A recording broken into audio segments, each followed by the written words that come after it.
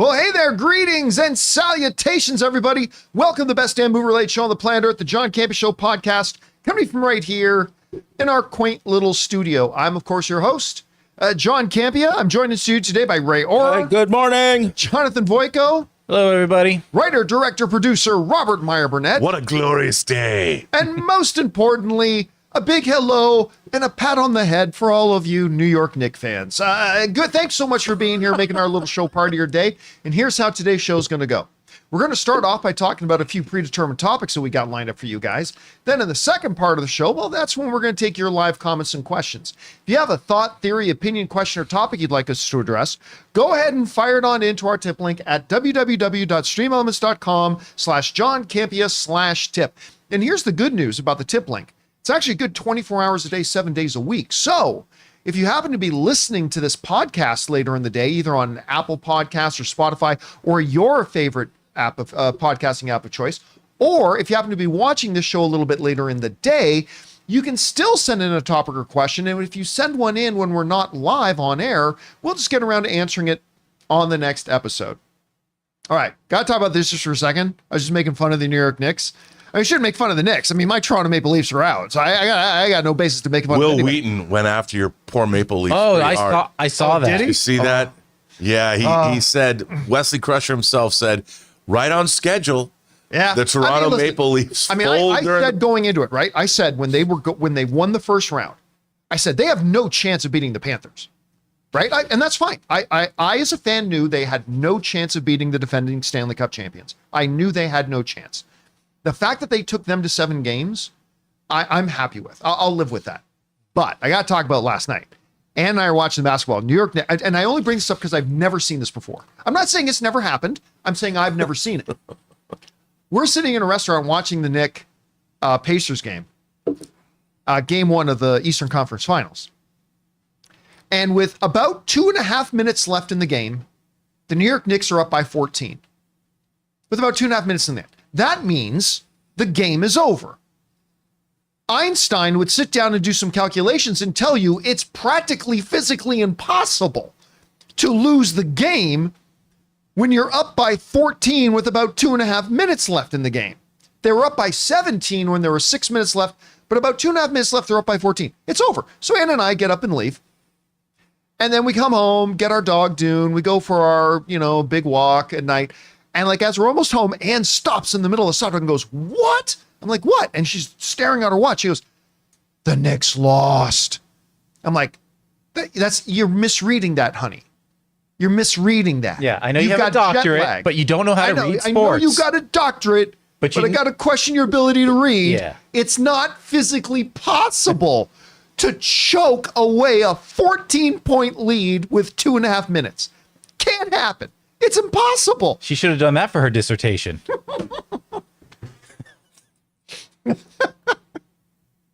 And sure enough, we went back into the house, turned on Scott Van Pelt, and holy crap. I know this isn't a sports show. I just got to say, I've never seen that. I've never seen that. I still think the Knicks will win the series, but I mean, woo, that was all kinds of horrible. Anyway. All that down, guys. We got a bunch of stuff we're going to talk about here today. And we're going to start off with this. If you get into a conversation with most TV fans and you bring up the topic of, like, say, 10 best sitcoms of the last 20 years or so, you're going to be hard-pressed to find many of them that don't somewhere on the list put Scrubs. Scrubs was wonderful. It was just a fantastic show. Love the characters. It reminded me of a poorer man's version of Shrinking. Not quite as good as Shrinking, but I mean, it kind of had that. You just loved the characters. You found yourself endeared to them. They were great. Now, you guys know in recent years, there have been some talks about maybe a Scrubs revival. The big holding point to it, though, has been they haven't been able to get star of the series, Zach Braff, to sign on. And without Zach Braff, there's no series. Well, apparently that hurdle has been cleared, as according to Deadline, JD Scrubs in. Zach Braff set to return for the ABC reboot. By the way, it is not a reboot, it is a revival. They are two different things. Some people use them interchangeably. Right. But Deadline writes the following. Finally, more good news for Scrubs fans. 5.5 months after the reboot of the beloved medical comedy secured series creator Bill Lawrence, the project has locked in star Zach Braff, sources tell Deadline. He will reprise his role as John J.D. Dorian in the Scrubs follow-up, which is in development at ABC from 20th Century. Reps for the network and studio declined to comment. The deal with Braff comes after months of touch-and-go negotiations that hit major hurdles over both money and Braff's request for the series to film in Los Angeles, not Vancouver, because that's where they're planning on shooting. It is in Vancouver. As originally planned, sources said. The impasse was so serious, there was a chance for the entire project to be scrubbed. Get it? Until the two sides recently came to an agreement because Scrubs is still in development, no filming location has been announced. So it sounds like maybe they are still going to shoot in Vancouver, but they might have compensated for that with a little bit of money or a little bit more money. And say, look, we got to shoot in Vancouver. That's just where we got to do it. But I mean, who knows? Now, listen, I am a big fan of Zach Braff. I've always liked him. As a matter of fact, actually bring this up. Florence Pugh's ex. Florence Pugh's ex. That's right. That's me and Zach hanging out. I got a chance to hang out with him for one day when we were at the Toronto International Film Festival. He was there promoting something else, and he got a little drunk. I mean, I bring that picture up again. I'll tell you, Zach was a little bit drunk, but he's one of those guys when he was a little bit drunk, he was really freaking funny. Like not he fell over funny, right. like legitimately really funny. Like he was just talking and he was absolutely hilarious, very kind, very nice. And I've been a big fan of him ever since. And of course, then he dated Florence Pugh for a while. That made me an admirer. All at the same time, not just a fan, but an admirer. Look, obviously this is huge because you can't do Scrubs without the lead guy. You can't do it. I remember they tried to keep Scrubs going. Remember they canceled Scrubs and it was done. And then they picked it up for another season on another network. It was awful. Only they couldn't get Zach Braff back. And that was terrible. Yeah, it was terrible. It was like, it wasn't funny. It wasn't anything. Anyway, they need him back. This is good for them. And you know what? I will be tuning in to watch this. Rob, big deal that they were able to get Zach Braff back? Yeah, I mean, he's the show. And I think that, like you say, it's a revival, not a reboot. A reboot is like a reconceptualization of something, right. Whereas like Galactica is a reboot. But this, what's great about these kinds of shows is these characters, you can take into account the real time that's passed since you last saw them, and that immediately gives you their 10 years. It's 10 years later, however long it is. And you can use that as story fodder, which I think is good, and sometimes like I was surprised the Frasier, not reboot, but revival. A Night Court ended, Frasier ended, but those revivals lasted 3 years each, I think. The Night Court one was terrible. It wasn't good. I wanted to like it so bad because I loved the original Night Court. I know. It was really sometimes bad. It works, sometimes it doesn't. I can't believe the Sex and the City and Just Like That revival is... It's still going. The first season, that was one of the worst things I've ever seen. And I didn't bother watching. And I loved Sex and the City. I loved Sex and the City. And that was... I couldn't believe what I was watching. But it's still going. And look, I'm happy people are working. And Scrubs, comfort food for people. That show could run another 10 years. So look, and if they actually do, good for him for sticking up and trying to get production brought back to Los Angeles. Yeah. I just don't think. Now, was it sticking up for Los Angeles or him just not wanting to travel? Well, that could be. It could be. I mean, Vancouver isn't. I guess you're going to live in the Sutton place or get an Airbnb or something. But it's.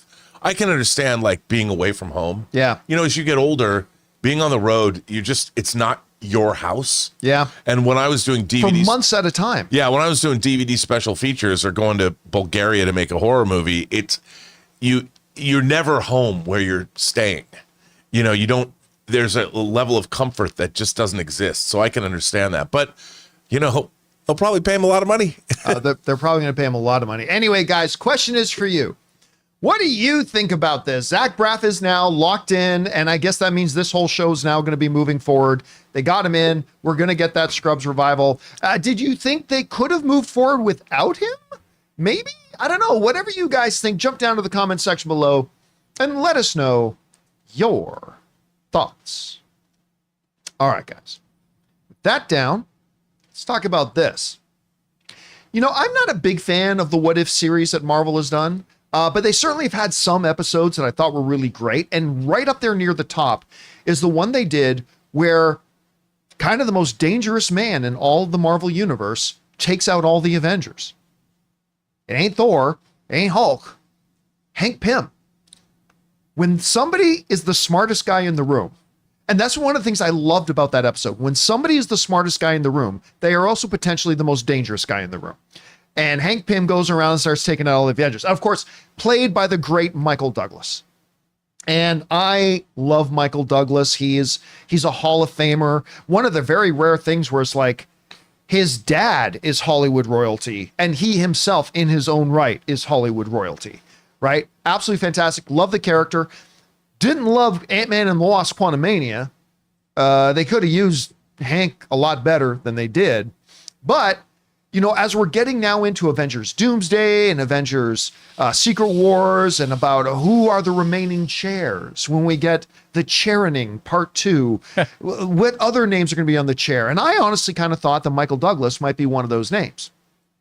Not according to Michael Douglas, because according to some new reports, including this one at Newsweek, Michael Douglas is done with the MCU. Newsweek wrote the following. Speaking with Deadline, the star, Michael Douglas, was asked about the possibility of appearing in more Marvel movies. I don't think so, Douglas answered. I had the experience and I was excited to do it. I'd never done a green screen picture before. I love that he calls a Marvel movie a green screen picture. Green screen picture. I'd never done a green screen picture before. I did the Komsky method because I wanted to work with Chuck Lorre and try some comedy, but I'm enjoying my hiatus and enjoying my life. It was overwhelming running the production company and acting at the same time. He's, by the way, taking a bit of a break from acting as a whole as he's doing more producing, and he says he'll act again, but saying that he's probably done. I just checked with the MCU. He is 80. He is 80. And by the way, a sharp thinking, sharp communicating. Like if you were to sit in a room with him, and I had the pleasure of sitting in a room with him a couple times over the last few years, you wouldn't guess 50, but you would not guess he's 80 at all. And when you're 80, like he's been working and working and working, in TV and movies, there's got to be a time. The guy produced One Flew Over the Cuckoo's Nest, one of the great movies in the 1970s. So a lot of people forget that he's not just a great actor, he's a great producer. Yeah. Now, I'll tell you what, I understand. I am a little bummed that he's saying he won't be back because, again, I find him to be one of the most underutilized and potentially amazing characters in the MCU. And of course, he is a world-class, all-time great actor. He's a Hall of Famer. I mean, he's a first ballot Hall of Famer, no doubt about it. So I'm kind of bummed about that too. And it's always disappointing. I always say it's never a bad thing when you add talent. It's never an unfortunate thing when you lose talent. And while MCU is loaded with great talent, they absolutely are. If you have Michael Douglas and then you lose him, that's subtraction. I mean, that one hurts. Anyway, Rob, you're hearing Michael Douglas saying he's probably done with Marvel and the MCU. Big deal, not a big deal, unfortunate. I don't know. How do you see this? Well, when you've done what he's done, he doesn't have anything left to prove to anyone. If he's not spending every moment, I mean, look, he's got Catherine Zeta-Jones. Come on. If you're not spending every moment of your life enjoying yourself when you're 80 and you're still in great health and you're still smart as a tack, I don't know. I mean, spending 12 hours a day on a green screen set, that doesn't sound very appealing to me.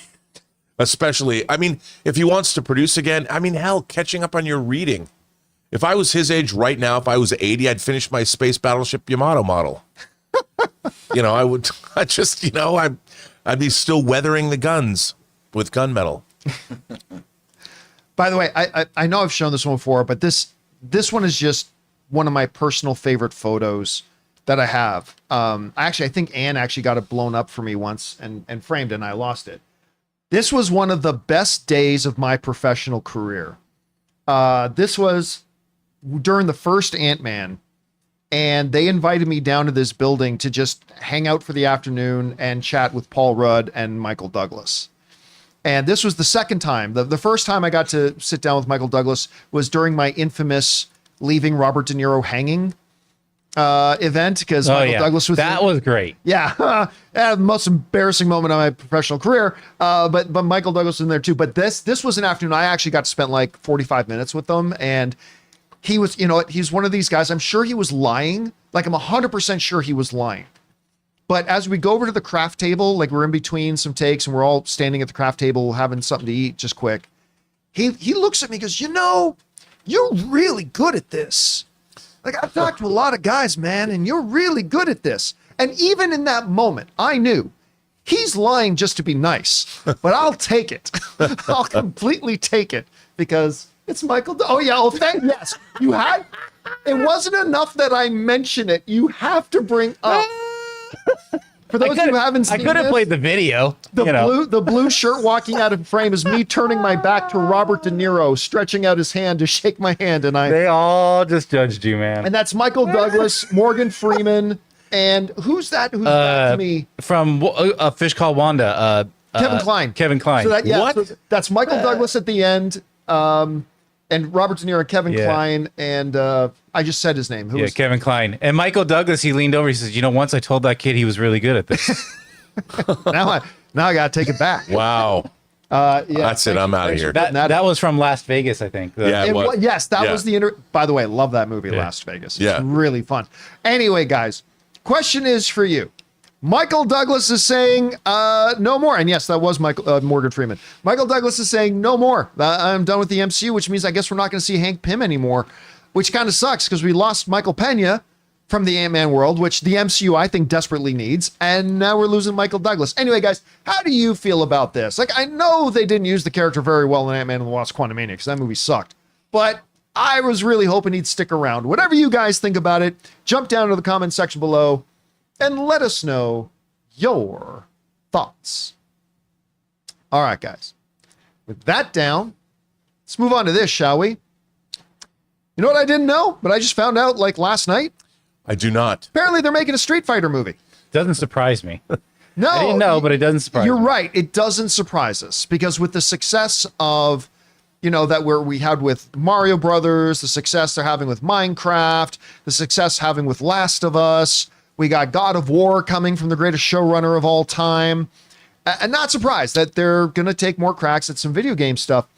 But man, according to Deadline, they're actually putting together a pretty solid cast. Not necessarily the greatest acting talent on the planet cast, but a big name cast nonetheless. As according to Deadline, Andrew Koji from Warrior, Jason Momoa, Noah Centineo, who was in that Black Adam movie, by the way. And by the way, he was really quite good. And WWE star Roman Reigns are lined up to star in the new Street Fighter movie. That's a pretty formidable lineup. That's a gang of guys you don't want to run into in a dark alley. Roman Reigns, the king of Wethead. The king of Wethead. Of course, Andrew Koji could kill everybody. But this is what Deadline writes. Andrew Koji, who was also in Bull Train, Jason Momoa, Noah Centineo, Roman Reigns are in talks to star in Legendary's live-action Street Fighter movie based on the Capcom video game, sources tell Deadline. Reps for the studio declined comment, and the plot of the film remains under wraps, because that's the big thing, right, for a Street Fighter movie? Yeah. The plot. Anyway, in February, Bad Trip's Kitao Sakurai, I hope I'm pronouncing that right, boarded as director, inheriting the project from Talk to Me's Danny and Michael Filippo, who attached themselves in April 2023, following the Legendary acquisition of exclusive film and TV rights to the Street Fighter IP. The film adaptation is being co-developed and co-produced alongside Capcom, the developer and publisher of the video games. No word has emerged yet on who has written and who specifically will produce the actioneer. All right. You come to me and say, they're going to do a Street Fighter movie. I'm going to go, what is there to tell with a Street Fighter? There's no more Raul Julia. Yeah. And I don't think you're going to get Jean-Claude back. I mean, you might. Maybe. Yeah, he might be available. But then, after hearing they're going to do a Street Fighter movie, Andrew Koji, who, by the way, if it wasn't for that damn awful Snake Eyes movie, I think he'd be a much bigger star right now. Like, I mean, he was And he was really good in it as Storm Shadow. Anyway, that was his first real big thing on the big screen after doing Warrior, and it kind of, I don't know, I think it derailed him. But he's awesome. Jason Momoa. This Noah kid's really good. And Roman Reigns, but that's cool. He's not about to win any Oscars, but that's cool, right? It is, after all, a Street Fighter movie. So I'll tell you what, I went from, in the span of 5 seconds, going, Street Fighter movie? Whatever. To, oh, this looks like it could be some kind of stupid fun. So you know what? Against my better judgment, I'm going to say sign me up, and I'm looking forward to finding out more. Anyway, Rob, you hear about this. What do you think? Honestly, I don't think this could really lose. I mean, no, but seriously, if you have, it comes down to two things. First of all, the fight scenes. Yeah, that's the first thing. They've got, and I would if you say, got Andrew Koji in it, yeah, top notch. and it's all about the fight scenes, and it's part of that. Along with that comes music, the cinematography, the direction, and the other thing it comes down to is the talent. And these guys, I want to watch these guys beat the hell out of each other, and if it's done effectively, we're kind of living in a golden age of both horror and lower spectacle action cinema. Like, I mean, John Wick stuff. Right. I mean, Bullet Train is a perfect example. I love that movie. I think Bullet Train's fantastic. I watched Bullet Train. It's good. But the more you watch it, it's one of those rewatchable. I love all the characters. It's got great action in it. And it's come on, it takes place on a train. You don't have to spend $200 million. And I think that's one of the great things about the John Wick IP. Call it an IP now. They've delivered. Sure. Do I ever get tired of watching dudes getting shot in the head in the John Wick movies? The answer is no, I don't. And with Street Fighter, imagine these four guys leading the way, but imagine who else they could get to be in the movie. I would think that every good stuntman in Hollywood would sign up. I mean, and if you shoot, the one thing that I hated about the Snake Eyes movie, right? The editing and the cinematography I thought it was terrible. You know what else was really bad in that movie? Everything. Sure. Yeah. Let's continue. Well, I mean, with action scenes, especially fight scenes, yeah, editing is the death of fight scenes, because what they try and do is what they didn't do in choreography, they try and make up with in editing, because every time you edit in a fight scene, the audience jerks. Right. Yeah. And that to me is fake action. That is a director, and those are stunt people that didn't do their jobs. Let me follow up on that. You mentioned what they lack in choreography. Here's the one nice thing I'll say about Snake Eyes.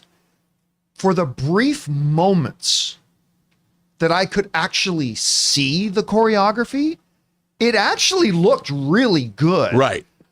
But the camera, let's say this is the camera. So it started with the cinematography, because the cameraman did this. Oh, yeah. And then to your point, then the editor went clip, clip, clip, clip, clip, clip. And it's like, okay, I can hear swords clanging. This sounds like it's a great fight, but I can't see a fucking thing. No, and that's why when you see movies like my beloved The Rad and The Rad 2, Yep. even radder, the fight scenes linger. You're watching guys, they're trading off, the choreography before you edit. And editing to me, editing action scenes is crucial, but it's a crutch where you create fake, by cutting too fast, you're creating, it's not the action you're watching, you're responding to the edits, and that is lame. And so that's why the fighting in this is crucial, and these guys can make it work. I wonder if, that's the thing. I wonder if Roman Reigns is going to bring in some WWE money with this movie. Do you think like followers? Oh, that's listen, I guarantee you that is 100% the only reason he got a role in this, is the hope that some WWE fans will also come and watch it because Roman Reigns is in it. I mean, they absolutely will. Yeah. maybe even twice or three times? Maybe even two or three times. Who can he bring in? Who's going to join the party? Well, odds are, though, if you're a fan of WWE, you're a fan of the video game Street Fighter at some point in your life. If everyone knows me, like, I'm the biggest Street Fighter fan. I think all fighting games should be like Street Fighter 2 Championship Edition. I didn't know this movie was happening, so I'm very excited for it. Yeah, I didn't know until like a little while ago either. Anyway, guys, question is for you. What do you think about this? I'm not all that excited that they're making a Street Fighter movie on its own. But this kind of cast lineup, and then like Rob said, and then here's the other question. Who's going to play Chun-Li? Because, I mean, that's going to be a big thing whenever they announce that. So Florence Pugh. Florence Pugh, yeah, that probably, Anna Sawai. Sorry, I just She's my new celebrity crush. I just pulled a Lonely Island and jizzed in my pants. That would be amazing. Anyway, lots of other people they can get. Question is for you guys. What do you think about this news? Whatever you think, jump down to the comments section below and let us know your thoughts. All right, guys. With that down, we still got a couple of other things to talk about, including big weekend coming up with Lilo and Stitch and Mission Impossible, and some pretty big numbers that are being thrown around for just how big of a Memorial Day weekend this can be. Also, he's back in court again. A new Superman refiled lawsuit is threatening to stop the release of the film in several major markets. We're going to talk about those things and a few things more. But before we do, we're going to take a quick second to thank one of the sponsors of today's episode of the John Campea Show podcast, our friends at BetterHelp. Guys, we want to take a second to thank a sponsor of today's episode, BetterHelp. You know what? I think we've come a long way in how we talk about mental health. I mean, that great show Shrinking certainly helps, but it used to be something people avoided bringing up. But now, more and more, we're realizing it's just as important to take care of yourself mentally as it is taking care of yourself physically. But still, 1 in 4 Americans say that they've skipped getting any kind of help because they're afraid of getting judged, and that has got to change. This month is Mental Health Awareness Month, so let's talk about how therapy isn't just for people going through major life events. It's for learning healthy coping strategies, building boundaries, and growing into the best version of ourselves. And BetterHelp makes it easier than ever. They've been connecting people with licensed therapists for over 10 years, with a network of over 30,000 professionals across a wide range of specialties. It's completely online, so it fits into your schedule. No commuting, no waiting rooms, and if the therapist you're with isn't the right fit for you, you can switch at any time, no extra cost. We are all better with help. Visit betterhelp.com/Campea to get 10% off your first month. That's BetterHelp, HELP.com/Campea. And thank you to our friends at BetterHelp for sponsoring today's episode of the John Campea Show podcast. All right, guys, with that down, let's move on to this. You know, this weekend, a lot of people are speculating maybe this is the weekend that could be the next Barbenheimer. The next Glicked. Is that what they called the Gladiator Wicked one? Something Glicked? like that, I yeah. can't remember what you Glicked. guys called it. Maybe this could be the next one. I don't think it's going to be quite that, but it is going to be big as Lilo and Stitch and Mission Impossible are coming out. And now there are some pretty big numbers being thrown around about just how big of a weekend it could be. Some are suggesting it could be the biggest one of all time for Memorial Day weekend. Anyway, Deadline is writing the following. Both Lilo and Mission will score a global start that's looking at a $485 million combined, nearly $500 million for an opening weekend. That's worldwide. Broken out, that's a $275 million global debut for Lilo and Stitch and $210 million for Mission Impossible Final Reckoning, the 8th movie in the Tom Cruise franchise. Lilo and Stitch, stateside, this is domestic, has 20 million plus so far just in pre-sales, which is about half of what Moana 2 and 2019's live action The Lion King had before opening. They were at 40 million apiece. But the pre-sales are ahead of the Super Mario Brothers movie, which ended up being over $1 billion film, Little Mermaid, which ended up being close to $500 million of a film, and a Minecraft movie, which is closing in on $1 billion. The biggest opener for Memorial Day weekend belongs to Top Gun Maverick at $160.5 million, also Cruise's record debut, and Lilo and Stitch is eyeing a $150 million opener. Best opening for a Disney film is the second best Memorial Day opener, 2007's Pirates of the Caribbean at World's End, which did $139.8 million. All right. Now, since this article came out, there have been a couple of things put out suggesting that these numbers might be low, which is funny to me because I looked at them and I thought these numbers are high. Now, I think Lilo and Stitch is going to make a lot of money. I think Mission Impossible is going to make good money. But I mean, I didn't think it was going to be this high. Now, here's the big trick. Ann and I have tickets for both Lilo and Stitch and Mission Impossible today, but we might need to move them from our theater here in Riverside, California, to Las Vegas, Nevada. depending on how early we got to leave for Las Vegas today. So I might have to go see them. So the real question is going to be, how hard is it going to be for me to change my tickets and actually go see Lilo and Stitch and Mission Impossible tonight? According to these numbers, it might be difficult for me to find. Ann and I might be sitting in separate seats. Hell, we might be sitting in separate theaters. Rob, what do you think about these numbers? Is this right around where you thought? Are these numbers high? Are they low? I don't know. What are you thinking about that? And what out of all the numbers we just read is standing out to you the most? Well, first of all, overall, it's great to see that there's this much interest in theatrical films. I mean, first and foremost, that means that theater owners are happy. That means patrons are happy. People are excited about movies, and I love to see that. This does not surprise me. These are two giant tentpole event films that are crafted. I mean, look, I know that Mission Impossible's had some, call them middling reviews, but you can't Still say over 80%. Yeah, you can't say that Chris McQuarrie and Tom Cruise are phoning it in, because they're leaving everything on the field. I don't think they phone in anything. And no, they don't. They're leaving it on the field, and I'm going to, I see Mission Impossible 6:00 tonight in my local theater. I can't wait.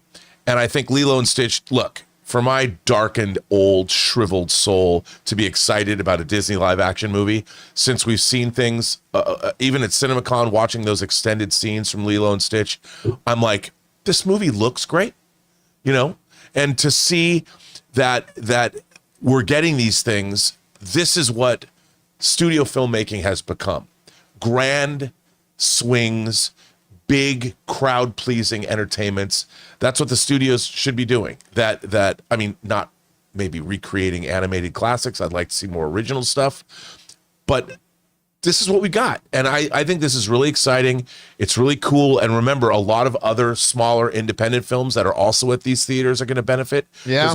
Because when people see movies and they have a good time at the motion picture shows, they want to recreate that experience and see more movies. And there's a lot of really interesting stuff coming out. I saw that in my local theater, they're showing Final Destination Bloodline, and they're also showing it in Spanish. And they have a Spanish, Really? Yes, and they have a Spanish one sheet. That's neat. I thought that was really cool, because out here in the Inland Empire, there's a lot of Spanish speaking members Everywhere of the community. across California. Yeah, so I thought that was the Harkins Theater chain is a great theater chain. There's not a lot of them in California, but they're great. And I love my local Harkins Theater. Every time you mention Harkins, I think of Hawkins. Right. You So I think just about feel like Stranger Things. I feel like there's something very mysterious at this theater you go to. No. There. I have to say the shout out to Harkins. That theater, the Mountain Grove Theater. Every time I go there, somebody recognizes me, and I have a good time. The management is great. The bar and the people that work at the bar are great. The concessions are great. And the projection in their CineX. And actually, I've never seen bad projection at that theater. And I went and saw smaller movies. I love going there. Yeah. And it's like a destination theater. That's I like great. walking in there. Like an ArcLight kind of. Yeah, it's like it is. I just love it. And they do not pay me to say this. But I and when you go there and I love going there when there's big openings, because everyone's excited. Like, nobody's mad. People have smiles on their faces. Honestly, not being facetious, I forgot what is the topic we're talking about right now? Movies, big weekend. Oh, the big weekend. That's right. I was just so caught up in what you're saying about Harkin. I'm like, what topic are we discussing? Because go into the theater, and when you go, and now you got popcorn buckets. I mean, the last time I went to Harkins was to see, the big opening was Captain America. Yeah. And they had. Comic book. They had the popcorn buckets, and everybody was excited, and people have smiles on their faces, and it's great. And I think this weekend you're gonna have two different audiences: the family-friendly audience with kids, and then people that want to get their action fix. Yeah. So how cool! What a great time to go to the picture shows. Yeah, I mean, like right now, going to the theater tonight, you can go see Lilo and Stitch. You can go see Mission Impossible. You can go see, and you absolutely should be seeing, Final Destination. Yeah. You can see Thunderbolts. You can see Minecraft movie. You can see, they're all in theaters right now. You can see David Cronenberg's The Shrouds. Yeah, that's out in some theaters. It's out in a couple of them. I mean, you can go see The Wiz. That's out. Oh, did they re-release that this Yeah. week? That's this weekend? You can ease on down to your local theater. Guys, question is for you. What do you think about this? How big of a weekend are you expecting this to be for Lilo and Stitch and Mission Impossible? Have you guys tried getting tickets this weekend? super easy, barely an inconvenience, or kind of difficult? Do you have tickets already? Whatever you guys think, jump down to the comment section below and let us know your thoughts. All right, guys. With that down, it's time for us to play a little game of what's more likely. You know, once or twice a week, we like to ask you guys on the community tab in our YouTube channel, ask if you guys have any what's more likely scenarios for us. You guys throw in a bunch. We pick 5 or 6 or 7 of them to answer, and that's what we're going to do right now. So, Jonathan, what do we got up first? First up, from Dean, what's more likely, John Rambo is rebooted and recast, or John McClane? Whew. I will say, because there's 2 different ways you can answer it. It's which one is more likely, and then the other one is which one should. And I think this is one of those situations where they're both the same. Rambo. Because like with John McClane, with the Die Hard stuff, it's so recent and it's been done. Maybe some people say they overdid it. You can kind of say the same thing about Rambo, I guess. But when you go back and look at First Blood, that was if you played the Sesame Street game of One of These Things Does Not Belong, and you looked at all the Rambo movies, it's First Blood. It was a very different kind of movie with the great Brian Dennehy in that with Sylvester Stallone. That is a magnificent, not just action film. That's a magnificent film. That's a great movie. I love that movie. And if you could go back and restart it, and I think there's just more potential with that. So I would say Rambo. What about you, Rob? Well, I think, John, you're absolutely right, because they are making a Rambo prequel. So he is going to be. Yeah, within the last couple weeks, I read that, I don't know where I read this, but they're going to make a Rambo prequel. Wow. And, I don't know if it's his time after he left Vietnam or he's in, I don't know, but I'd read that. So I think for sure it's going to be John Rambo. Is that movie going to end with him walking slowly into Brian Dennehy's town? Yeah. It's a long road when you're on your own. I still remember the song. All right. What's next? Diego says or asks, what's more likely, Rob? X-Men announcement at Comic-Con or Batman 2 update at Comic-Con? Well, I think we're going to get both. But I think I'm going to go what's more likely. I think they're going to announce, look, if Marvel does one thing right, it's make big announcements at Comic-Con. Oh, yeah. When Tom Hiddleston came out dressed as Loki, I mean, that was amazing. It's one of the best Comic-Con moments of all time. Ever. And that was the same Comic-Con where they announced Avengers Age of Ultron at the end of that. And I lost my shit. I was like, what? Yeah, I love that. I mean, I'm not going to do that this year. Yeah. Unless the X-Men announcement just... I'm going to agree. Listen, I agree that I think it is a good chance that both happen. What's more likely? The X-Men thing, because the X-Men thing is already set. We know they're doing it. Right. We've been talking about the reports that it looks like they've got their director. Yeah. All that stuff is in motion. There is still some uncertainty surrounding the Batman. I'm sure the Batman 2 is happening. I'm saying, but even if it's happening, there's still some elements of uncertainty surrounding it. So if you had to ask me, are either of these happening? I'd say, yeah, I think both are happening. But which is more likely? I'll say the X-Men. There you go. All right, what's next? We got Anui. What's more likely, John? Avengers versus Justice League movie collab or Marvel and Sony merging? All right. So, I mean, we often get asked, ever since I was doing the movie blog, get asked questions. When are they going to do the Marvel DC crossover? Never. Anyway.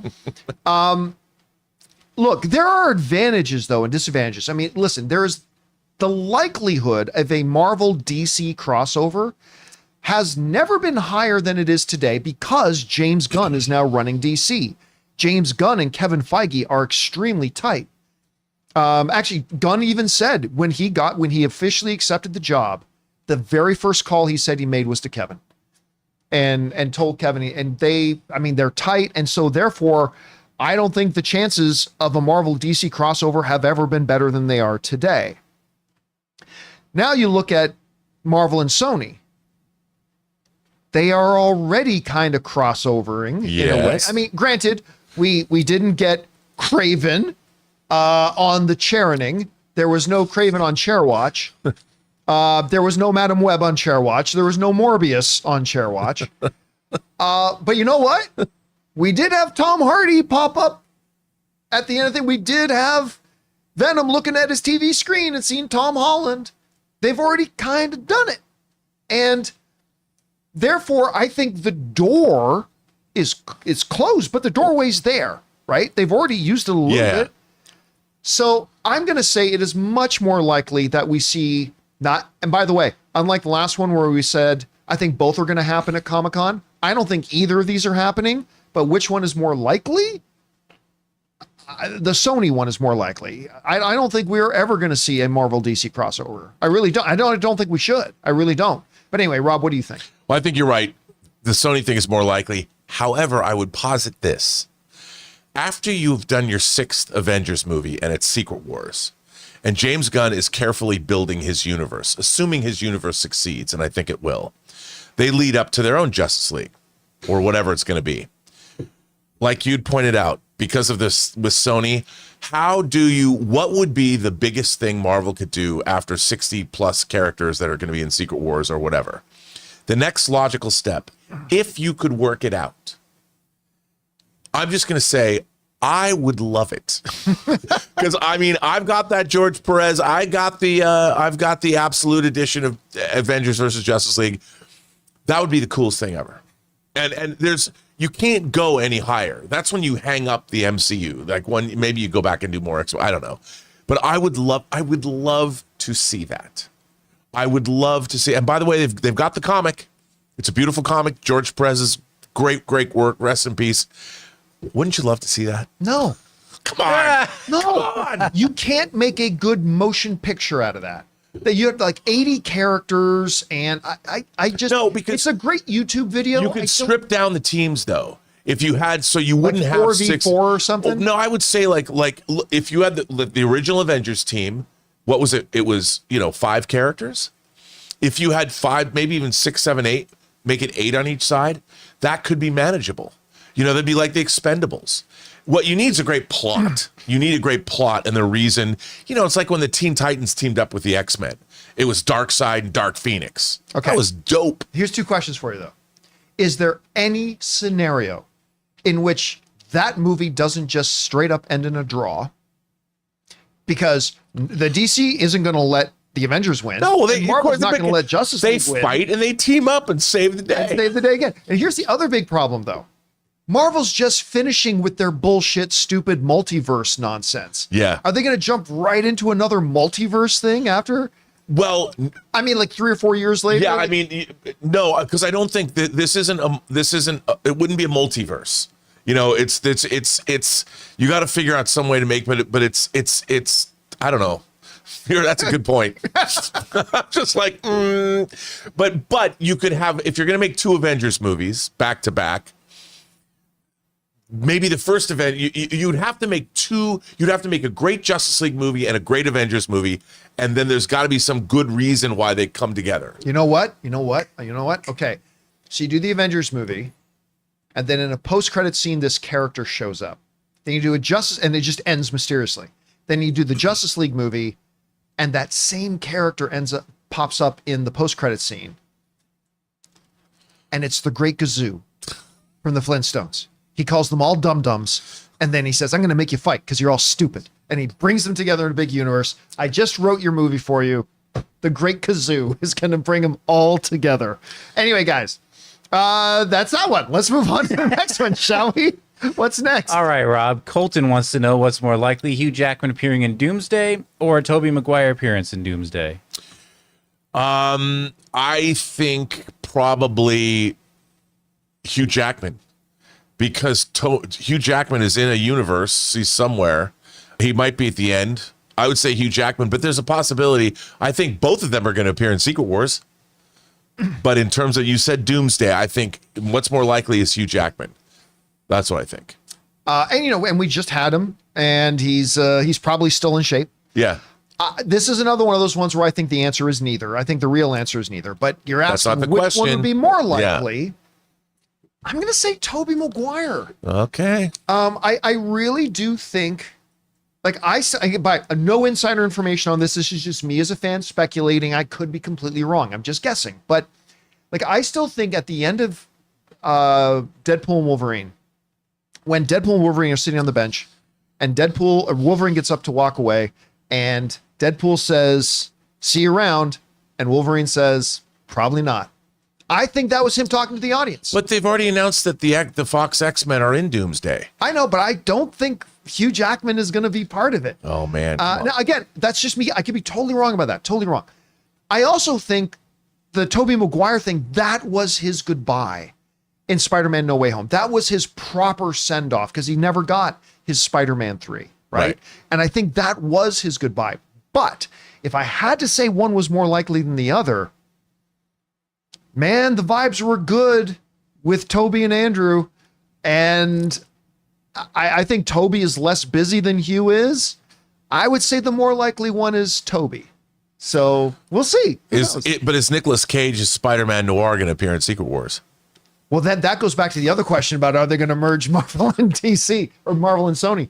All right. What's next up? All right, John. Nat Reeds asked, what's more likely to have a bigger opening weekend, How to Train Your Dragon or Pixar's Elio? Well, yeah, okay. So in this thing, there's an unfair advantage because we've actually seen How to Train Your Dragon. We were lucky enough they gave us a full screening of the new live action How to Train Your Dragon at CinemaCon last month, and it's great. We loved it. But honestly, I think How to Train Your Dragon. Yeah, I think it has a chance to have the bigger opening weekend. And that's partially because the rep of How to Train Your Dragon is so good. And combined with Elio doesn't look that good. Like the marketing has not, I don't think, like I know, Ray, this is a movie that you've been really excited about. Right. But the marketing hasn't been great for it. But the marketing hasn't been great. I don't hear anybody going, I can't wait to watch Elio. Doesn't have that Pixar flair to it. It feels like it's a generic. Now, which one will be better? Well, we've learned our lesson not to doubt Pixar.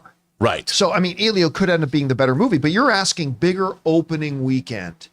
I think the more likely thing is How to Train Your Dragon. Go ahead. Sorry, I just want to point something out. Like, I think that it's really something that we know is good versus something we don't know yet is good. Right.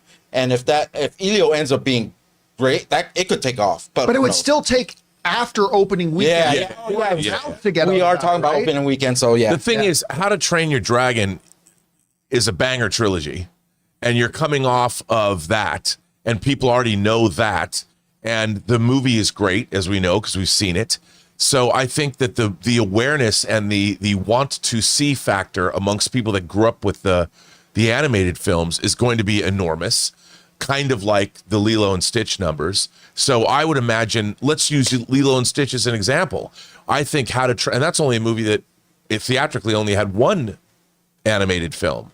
Whereas I think that How to Train Your Dragon it's a franchise people love. It's huge. And I think it's going to have a monster opening weekend. Way bigger than Elio. Oh, yeah. Yeah. All right. What's next? Okay, we got the last one here. Alas says, Rob, what's more likely, Mission Impossible to make more money at the box office or F1? Mission Impossible Okay, or F1? I have a friend, my friend in exhibition who has seen F1, said it was great, saw it in IMAX. The thing that you can't downplay is that, like soccer, football, whatever. By the way, shout out to Tottenham Hotspurs. I'm just going to say that because they won. They won. My friend Eliana Fu is very excited. But F1 is huge around the world. And I think as a global film, I think F1 is going to be giant in it's going to be, I think it's going to be like the Bond franchise. F1 is going to do very well here, but it's going to do way better around the world. And I think it's going to ultimately make more money than Mission Impossible. Yeah, I mean, Tom Cruise versus Brad Pitt. I mean, again, it's kind of tricky because on the one hand, you have one where you have a template, right? We've seen the financial results of Mission Impossible movies. We have not had an F1 franchise. Right. This is the first movie. My guess, pure guess, could be totally wrong. My guess is that this is going to have a huge global market because F1 is much bigger around the rest of the world than it is here, obviously. Although, man, when they brought F1 to Vegas, Holy crap, that just turned that entire city upside down. Yeah. I love the Mission Impossible movies. I liked Dead Reckoning more than most people did, although I don't think it was a top 3, but I thought it was really good. But the reality is, the financial thing was in a bit of a decline. Not a ton. I mean, it did good money for most movies, but for a Mission Impossible movie, it was a little bit on the lower end of what they were expecting. Whereas F1, I think that movie's got the potential. Let's put it this way. I don't think Mission Impossible makes $800 million. No. I think F1 could make $800 million. And therefore, I'm going to say I think it's more likely that F1 ends up being the bigger film. I also think, John, that F1, look, Mission Impossible is almost 3 hours long. It has been getting mixed reviews, and people have said it's kind of a slog the first hour, a lot of talking. That excites me because I like spycraft and all that. But F1, from what we've seen, just that first 10 minutes, the way it's shot, I mean, that's a kick-ass, that's Top Gun Maverick kind of a movie-going experience. And I think that that it's going to be a much more, in terms of satisfying and visceral coming out of the theater, people are going to go see that movie in IMAX and be like, yeah, I want to go drive a car. I'm seeing it in 40X. Well, there you go. This will be my second film that It'll be I've my seen first in 4DX. because I missed Tornado or not Tornado. Twisters. I think Tornado, F1 is going to be huge, and I think it's going to be a very satisfying experience, and I wouldn't be surprised if it ended up doing huge numbers, more than people anticipate. Even though we've only seen the first 10 minutes, the photography alone it's Top Gun Maverick on the road. It's unbelievable. Unbelievable. All right, guys. And that wraps up this installment of What's More Likely. Thank you to everybody for sending in your scenarios. Again, we know we can't answer most of them that you guys sent in. I've had it up for like 15 minutes. There was like 200 scenarios in there. But we picked out some ones, and thank you for the ones you sent in. We'll play again next week. All right. With that down, guys, let's move on to this, shall we? Some of you guys will remember that just like a month or two ago, there was a lawsuit brought against Warner Brothers and Superman by the estate of one of the Superman creators, trying to block the release of Superman in several major markets around the world, claiming a copyright infringement based on those territories. Now, the way that lawsuit ultimately ended, if I recall correctly, was the fact that the court basically said, we don't have jurisdiction here to say whether or not you can or can't go into those countries, so we're throwing this case out. So they threw it out, and we thought, tout fini, that wraps it up. We're done. But apparently not, because they have refiled the lawsuit seeking to block the release of Superman in several major countries, including Australia, Canada, which will affect the domestic opening weekend, because when you talk about domestic opening weekends, that includes US and Canada. Anyway, this is what the folks over at Screen Rant, the headline reads, Superman creators estate reportedly files new lawsuit to block James Gunn's movie from releasing in certain countries. Goes on to say this. James Gunn's Superman movie is facing another lawsuit as the Man of Steel co-creators estate has reportedly filed a new lawsuit, or refiled the suit, that could affect the DC Universe's movie's release. After a long wait to see the character back on the big screen, the Superman movie is approaching its summer release, with David Cornsweet starring as the next live-action version of the DC icon. While the previous Superman movie lawsuit was dismissed in April, Warner Brothers Discovery is facing another round of litigation.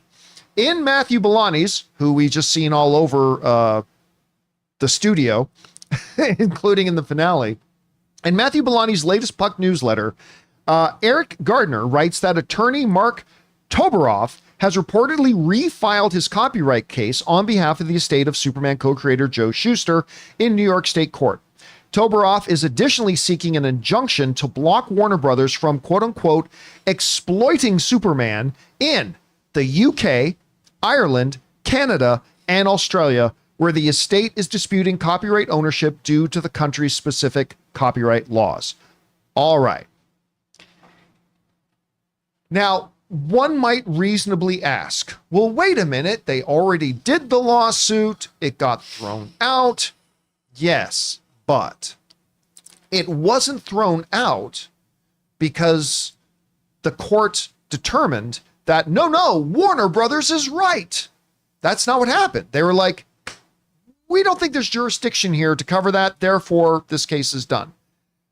That opens the door for other counsel to add a few details, throw in a few other briefs and then refile the case. Now, what is the likelihood that this succeeds and Superman actually gets blocked in Canada, Australia, the UK, Ireland?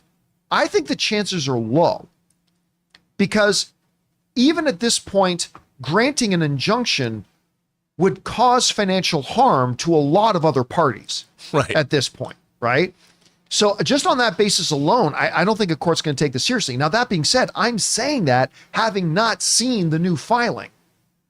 So maybe if we saw the new filing and saw the arguments they're bringing, maybe we would go, oh, maybe there is a chance at this. But this is happening. Now, just a few other dates. I'll read a little bit more here to give us some dates. According to Gardner, Warner Brothers Discovery has been ordered by the New York Supreme Court to submit opposition papers by Friday before appearing in court on June 4th. That means the court has ordered Warner Brothers to submit their opposition filing by tomorrow before appearing in court on June 4th, where they would have to explain why an injunction shouldn't be granted. At the time of this story's publication, Warner Brothers Discovery has not commented. Gardner writes that the suit is, quote unquote, theoretically jeopardizing the global rollout of Gunn's Superman movie. So the court didn't just immediately dismiss this whole thing. They went to Warner Bros. Saying, you got to file a response to this by tomorrow, and then you got to appear in court on June 4th. Now, with the release date being, what is it, July 11th? Yeah. They're going to have to move pretty quick on this. I'm sure there will be a fire lit under the court and to get this thing kind of settled as quickly as possible. But listen, there is a non-zero chance that this could succeed. I think it's close to zero, but it is non-zero. Anyway, Rob, we talked about this a couple months ago, and it's back. How big of a deal would it be?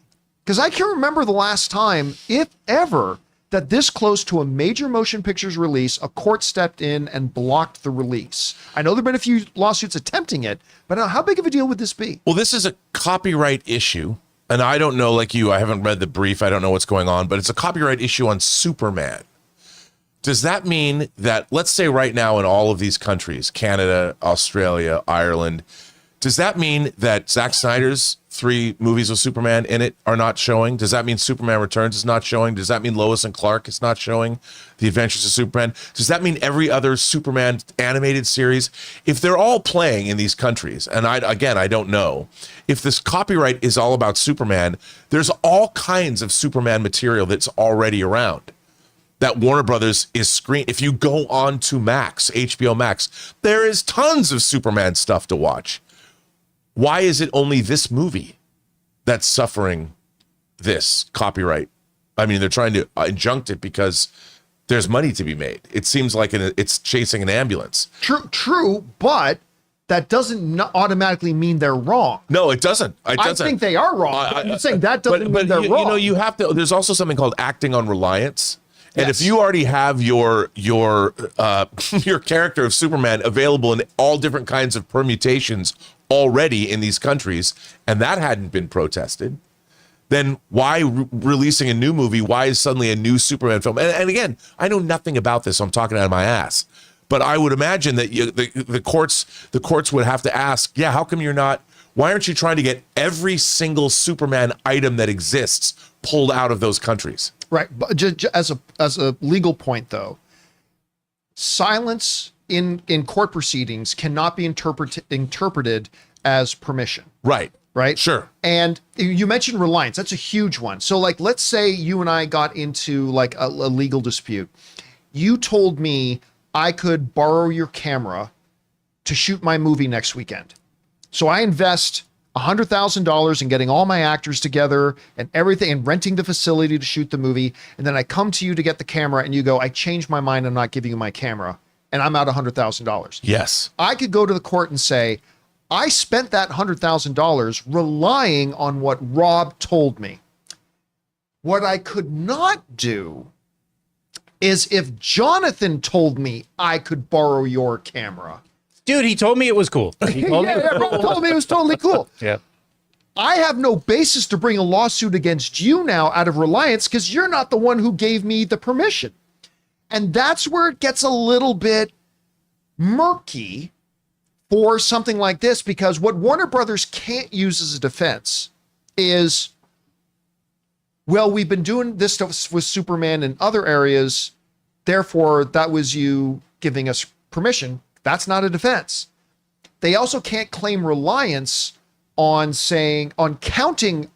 They can't claim reliance on Schuster's estate's silence as a premise for it either. Now, again, I don't think this thing's going to go anywhere.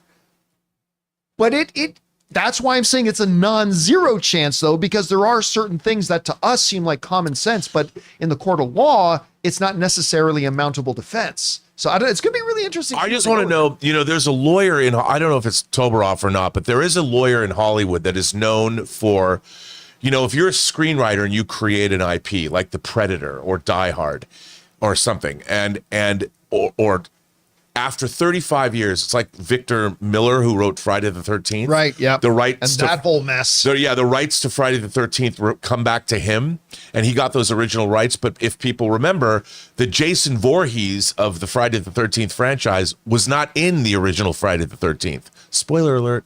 So the hockey mask Jason, then it becomes a nebulous thing. So, but this lawyer specializes only in basically charging like the Predator franchise. They had to go back and make negotiations with who owns the Predator again, and now we've got 2 Predator movies coming out. So I wonder if it's the same guy. But it seems to me this is a little bit ambulance chasing. But if there's money to be had, look, one of those is like, just go away. Here's $1 million, which I think might happen. I agree. And that's why to expedite it. Yep. That's why they do it.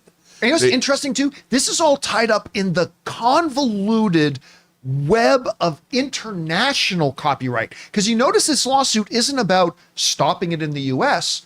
Warner Brothers has all the clear protections of releasing in the US. This is in specific territories where somewhere written on some napkin at 1:30 in the morning in some Dublin bar, somebody wrote, you can have the rights to this in Ireland. Again, I'm not saying this would happen. I'm saying this is where it gets all really convoluted. It's like you and I, John, could go to Canada and make a James Bond movie. Yes, we can. Yes, we can. Of course, there's certain things we couldn't put in that James Bond movie. There are. But we could do it. Anyway, guys, question is for you. What do you think about this? And how big of a deal would it actually be if all of a sudden, a month before release, Warner Brothers couldn't release this major film of theirs in 4 significant markets of Canada, UK, Ireland, and Australia? Do they then push off the whole release date of the movie overall to try to have a global release? Or do they move forward with America and the rest of the world and just have to get around to Canada and whatever when they can? I don't know. However you guys see this, jump down to the comment section below and let us know your thoughts. All right, guys. With that down, it's time for us to move on to the most important part of our show, which is, of course, taking some of your comments and questions. But before we do, a couple of matters at hand. Got a bit of to the camera lending welching Robert Meyer Burnett. Thank you for being here, sir. Great job as always. Oh yeah, you're gonna go see that now.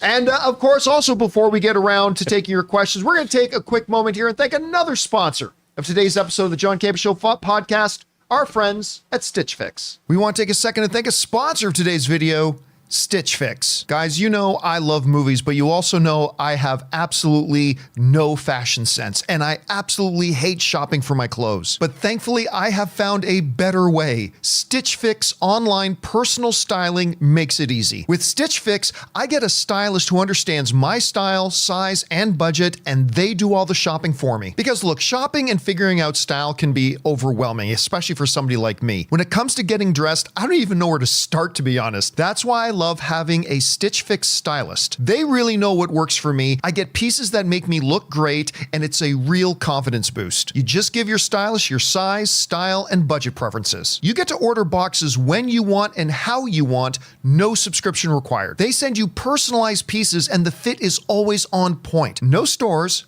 No crowds, no stress. Just personalized looks that you will love. So guys, make style easy. Get started today at stitchfix.com/Campea. That's stitchfix.com/Campea.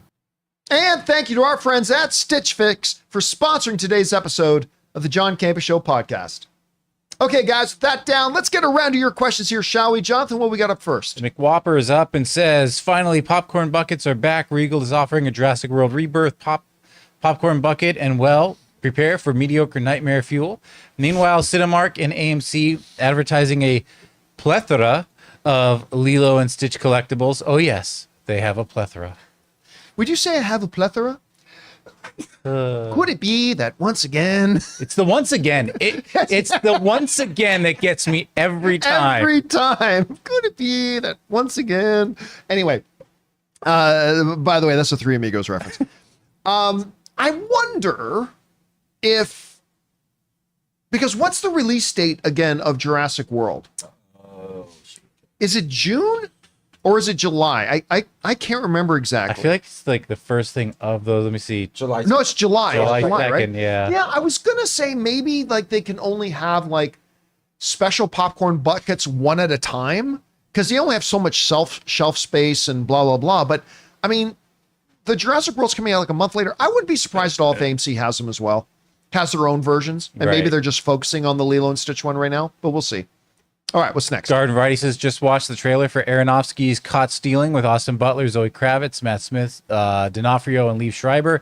Did its job. I'm totally ready to see this film. 0 to 100 in one trailer. Oh yeah, we talked about it on yesterday's show. It's a banger trailer. If it was playing this weekend, I'd be seeing it. Yeah, I would be going to see, probably see Lilo and Stitch first still. But again, Austin Butler, Zoe Kravitz, Matt Smith, Liev Schreiber, Vincent D'Onofrio. It's just such a great solid. And again, it really has that Guy Ritchie feel to it. It's got that lock stock kind of feel to it, which is one of my favorite things. So I can't wait to watch this. All right, what's next? We got a 3-parter from Ray Ray. Hey guys, Hey, Ray. I was just watching one of my favorite movies, Boys in the Hood. Oh, wow, it's been a while. And a lot of people bring it up. And every time it gets me, I was wondering if it hits any of you guys the same way. I often thought, and it's just me in my opinion, but Ice Cube should have at least got a nomination. I thought he was really good in it. I don't think he should have got a nomination, but that's okay. He just did such a great job for his first time acting. The part where Ricky is dead on the couch and his girlfriend screaming in pain with their son, and Ice Cube says, "Give me the baby." He shouldn't see this. Just kills me. Every time I see that scene, and the scene where Ice Cube is talking to Cuba Gooding Jr., saying, "I don't have a brother anymore," and then Gooding says, "You still got one brother left." I just love Ice's performance for his first time acting. What do you think? You know what's funny? That came out there was this era. Yeah, because you had Colors. Colors was the other big one. Yeah. Right? So you had Colors, you had Boys in the Hood. There was another significant one at the time. It's all about that early 90s, like yeah, I loved them all. Los Angeles gang I films. for whatever reason, I thought all the major ones that came out in that era were great. Was it Robert Duvall in Colors? Yes. Yeah. And Sean Penn. It had a great main thing. Colors.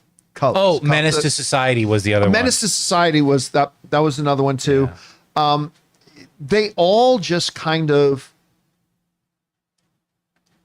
one could say they were made sensationalized, but they all had a feel of authenticity to them at the same time. At least a kind of authenticity that had not been done on the screen before. Yeah. And that kind of opened, I think, a lot of doors at that point too. So yeah, I was a fan of all those movies, man. I really was. All right, what's next? Anonymous says, John, what are your thoughts on this new Greta Gerwig Narnia? I actually thought Barbie was a fun movie, but Meryl Streep as Aslan is an instant no for me. Do you see something I don't? I hate to sound like an old man, but I don't want Narnia ruined.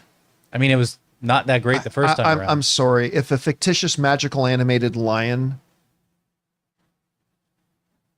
the actor voicing it is what makes it a no for you and ruins it for you, you're pretty fragile. Especially when it's Meryl Streep, who's like one of the greatest actors of our generation. Yeah. How multi-generations. How exactly? I mean, by the way, I don't know that that's true. That's another thing. The report. I don't, there's no official word that's true as far as I know, but even if it was, It's a fake, fictitious, imaginary, animated lion. Who cares who does the voice of it? As long as it's and you've literally gone out and got the greatest actress of all time. I'm not saying you have to agree with that decision, but if that by itself ruins the movie for you, and by the way, I know far more about C.S. Lewis than you do. Sorry, like I had to literally study C.S. Lewis. And I've probably read a lot more C.S. Lewis than you. Can't guarantee that. Probably have. Because I've read a lot more of his theological works and all that kind of stuff. So I say this as somebody who is a big C.S. Lewis fan and who has had to study his works and all that kind of stuff. And I'm like, because as somebody who does the voice of the fake mythical animated lion ruins the movie for you, I don't know what to tell you, man. Now, look, in principle, I've said this before. I'm on record. I have no idea why Greta Gerwig even wants to do this. I honestly do not think there is an audience right now for Lion, the Witch, and the Wardrobe. And I say that as somebody who loves Lion, the Witch, and the Wardrobe. But I honestly don't think there's an audience for it right now. I really don't. And I honestly don't know why she's making a movie for Netflix right now. Coming off of Barbie, she had the world was her oyster. She could do anything she wants. She's doing Lion, the Witch, and the Wardrobe? Anyway, I can't pretend that I have enthusiasm for this project. I don't. But I can guarantee you my lack of enthusiasm has nothing to do with who is voicing the fictitious, imaginary, made-up animated cat. That has nothing to do with my lack of interest in this movie. So anyway, there's that. All right, what's next? We got Anonymous. We just talked about this, but what do you know about the Schuster estate suing again over Superman? I don't mean to be insensitive, but let it go. Superman is a cultural icon now and has been since the first appearance at the Macy's parade. Why can't WBDC just throw a blank check their way? Well, okay, look, again, I think this is going to amount to nothing, but I haven't read the legal brief. But what I will say is this. It's super easy to say, just let it go.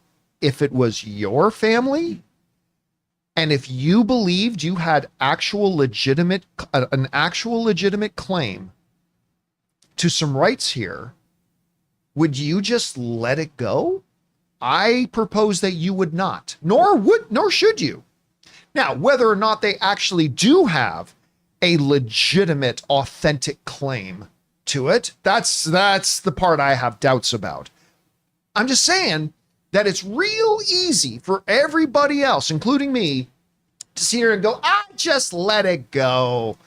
You wouldn't, and neither would I.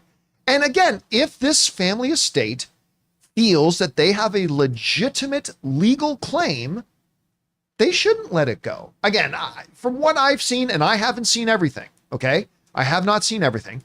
But from the little exposure I've had to what is out there, I don't think they really do have a claim. I don't think this is going to go anywhere.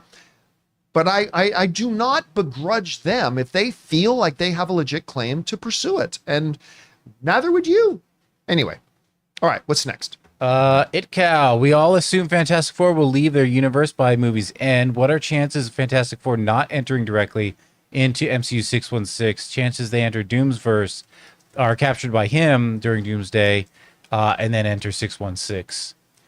I mean, we don't know who's in that spaceship, but I don't know. Yeah. So number one, we don't know who is in that ship at the end of Thunderbolts. But the second thing is that's an entire movie's worth of stuff you're proposing.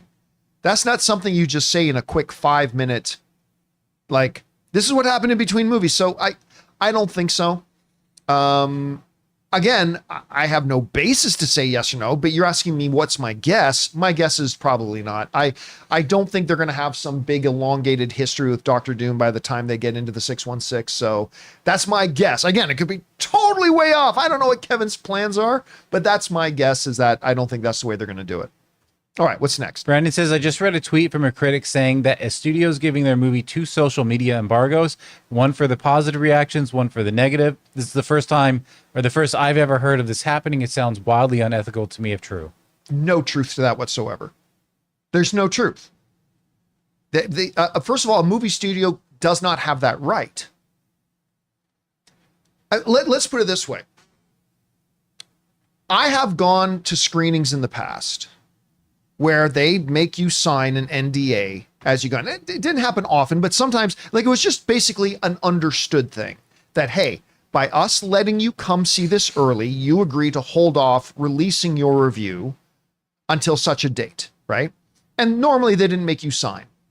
Every once in a while, you actually did have to sign an NDA, but whatever. I cannot for the life of me imagine the studio saying, here's the NDA, here's your embargo date if you like the movie, and if you didn't like it, here's your embargo date. A studio that actually did that would get eviscerated. And rightfully so.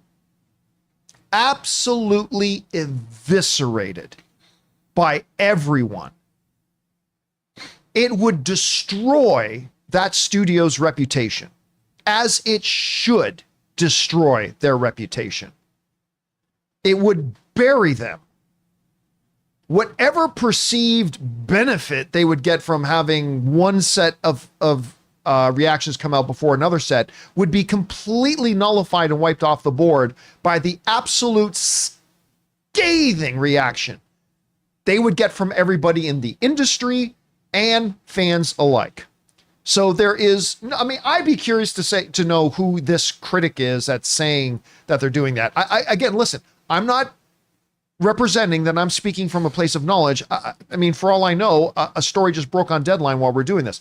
But I'm just saying, from somebody who has been isolated for the last hour and a half doing the show, I can't remotely believe that would even in any reality be true, like at all. It would just kill a studio if they did that. Anyway, all right, what's next? I think we got 3 more. Inspector Guru says, hey, John, I know you don't like prequels, but you said Andor was a masterpiece. What are some other prequels that you love? House of the Dragon. House of the Dragon's a fantastic prequel. Andor is a great prequel. Yeah. Yeah, like, so that's why I always want to make sure I give, a little context. Like, in general, I don't like the concept of doing prequels, but that does not mean there haven't been prequels that I've loved. I don't like time travel movies, but there have been time travel movies that I think have been great. I don't like the use of multiverse, but there have been movies that used multiverse that I think that are great. Like, just because I don't like a certain thing doesn't mean there haven't been exceptions. And for prequel stories, yeah. So Andor, what was the one you just mentioned? Oh, House of the Dragon. House of the Dragon. That's probably a couple more. Mm-hmm. There's probably 1 or 2 more. Yeah. Godfather 2 is a hybrid prequel. Yeah. But, Oh, Furiosa. Somebody just mentioned, Furiosa. I mean, it flopped, but it was great. I really like Furiosa. All right, what's next? Transformers 1. There you go. Spencer, Netflix just picked up Dan Brown's next book in the Robert Langdon series, The Secret of Secrets. The Bread of Bread is Bread. If you know John Mulaney, you know that reference. Releasing in September, 2 series. I'd love to see Netflix adapt other books in the Robert Langdon series. Dan's books do better as TV series rather than movies. No, this is not me making criticism or commentary about the books, okay? I'm just saying I haven't been a big fan of any of the adaptations of Dan Brown's stuff, to be honest with you, even when you have Tom Hanks involved. I've not really been a big fan, so this doesn't stand out to me. That doesn't mean this won't be fantastic. Maybe it will be. I hope it will be. But that's a case of an adaptation where it was too direct from the book. They didn't adapt it enough. Yeah. It really is. That's always been my biggest gripe with that, especially the first one. It's like they didn't have the fundamental understanding of, hey, this might have worked great this part might have worked great in the book, but it doesn't play nearly as well on a screen. Yeah. And again, I've just never been a big fan, but hopefully this one will be great. All right, what's next? We got our final one here. Mike Hill, in the small chance Superman gets banned in the UK, Canada, other countries, does that mean it won't come out on cable or streaming either? If no, I'm going to be heartbroken, but I know it's only a small chance, so I'm not there yet. Here's ultimately, okay, let's imagine in some reality that this lawsuit succeeds, okay?